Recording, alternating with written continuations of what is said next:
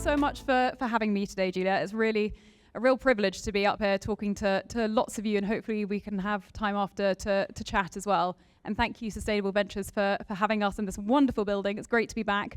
We've just finished writing a grant with their team, so I feel like I spent a lot of time a couple of weeks ago here, and I haven't been back since, so nice to be back home.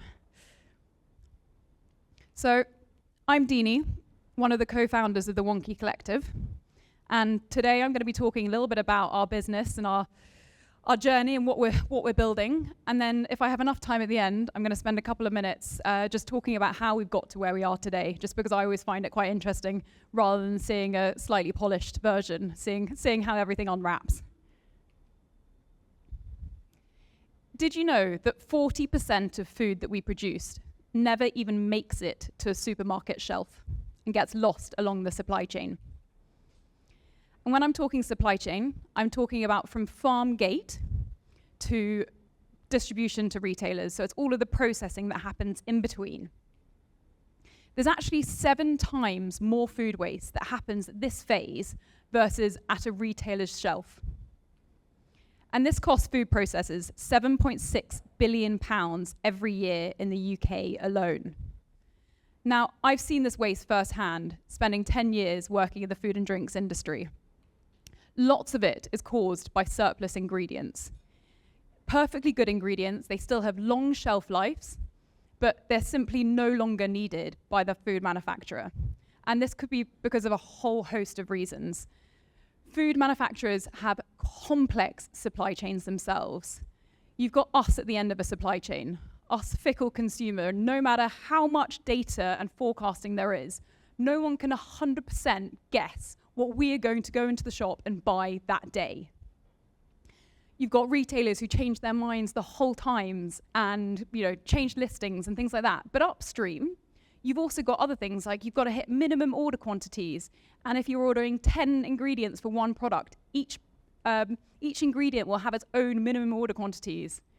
You've then got issues of having to order food ingredients up to 18 months before you actually need it on your production line. So these are just some of the reasons why supply chains end up with surplus.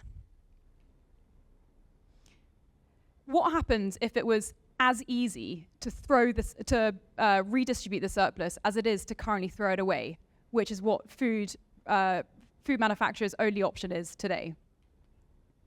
So this is what the Wonky Collective does. We're the first B2B food redistribution platform. And it's very simple. We have 3 different elements to what we've built. First off, we help food manufacturers identify surplus within their supply chain.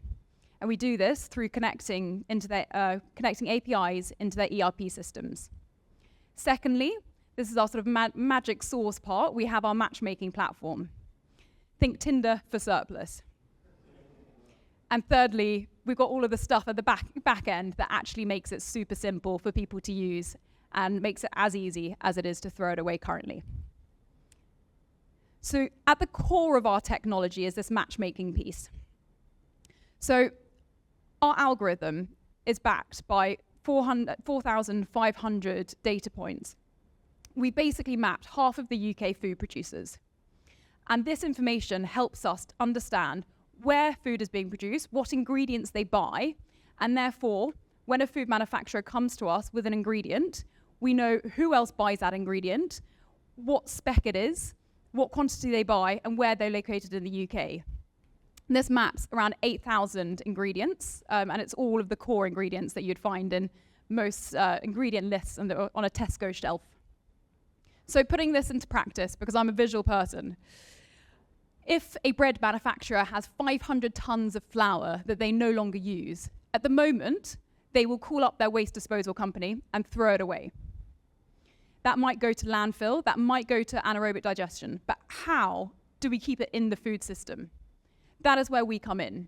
We use our matchmaking tool, and we look at who else in the UK already buys that grade of flour, matches the same product spec, is the right location, right distance away from it, and orders similar quantities.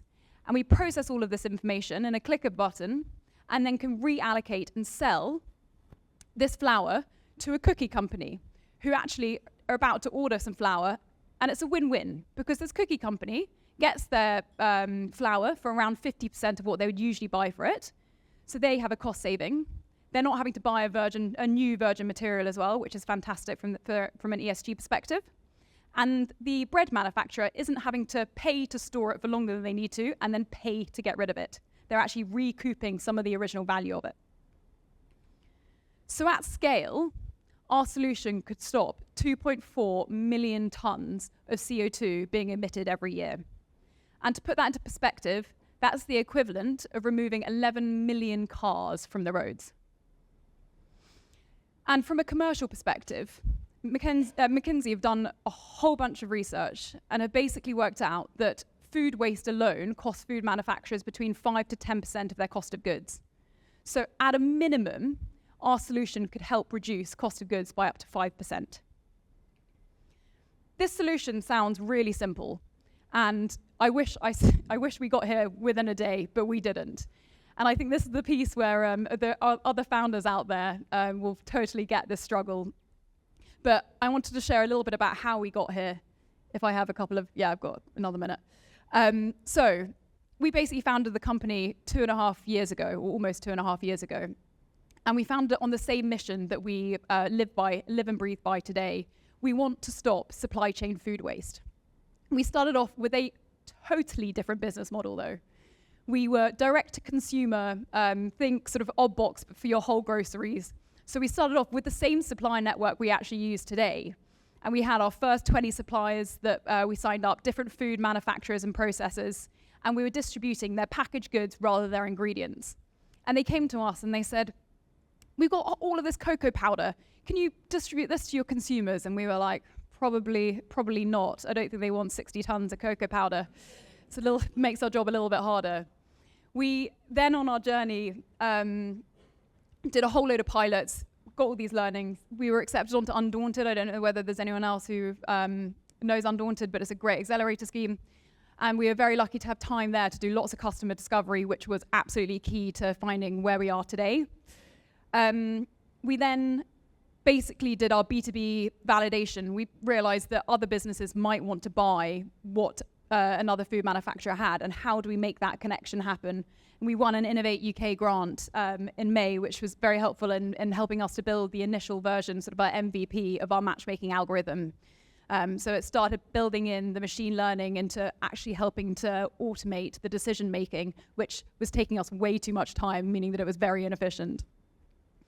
Off the back of that, we built a relationship with Nestle, which was a really pivotal moment for the business. This was literally from a cold LinkedIn message sent to the supply chain director of Nestle. So very lucky to be able to get in a room with them, and very lucky that he read his LinkedIn messages, to be honest. But that led to a pilot, and in a 2-week period, we managed to use our technology to shift 87% of their edible ingredients from one of their factories and prove to them what our technology can do. And they're now one of our biggest supporters. We then won a grant by Starbucks in November, which allowed us to continue our growth. And we onboarded 200 customers by April. And we've just had our first angel investors. We're definitely not at the end of our journey, but I guess the passing message that I'd like to give everyone in this room is just stay true to what you believe and the mission that you're on. And you may not have the right solution today, but if you ask the right questions, you can unlock it.